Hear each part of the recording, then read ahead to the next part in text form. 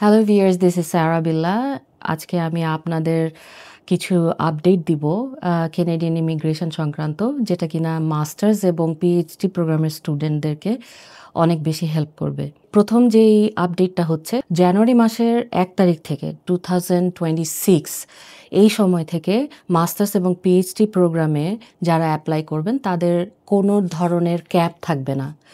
আগে যেরকম একটা নির্দিষ্ট সংখ্যক স্টুডেন্ট কানাডা নিত এবং তারপরে আর নিত না, সেটা নাই। মাস্টার্স এবং পিএইচডি স্টুডেন্টদের ক্ষেত্রে এই ক্যাপটা উঠিয়ে দেওয়া হয়েছে।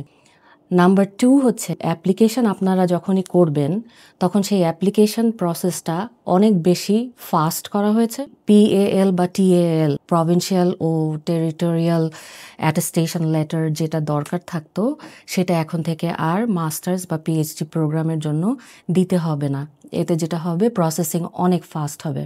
নাম্বার 3, আগে যেরকম যে 1 বছরের টাকা যেটা দিতে হতো সেটা আর দিতে হচ্ছে না। তো সেই ক্ষেত্রে সময়টা অনেক কম লাগছে, আপনার উপর ফাইন্যান্সিয়াল প্রেশারটা কম পড়ছে।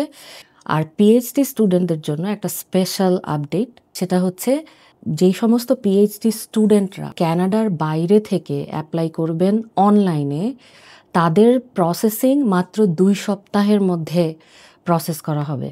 আপনি যখন স্টাডি ভিসার জন্য অ্যাপ্লাই করবেন সেটা প্রসেস হতে 2 সপ্তাহ লাগবে। বাকি যে সমস্ত কাগজপত্র লাগে সেগুলো আগে যেরকম ছিল সেরকমই থাকবে, শুধু এইটুকু চেঞ্জ হয়েছে।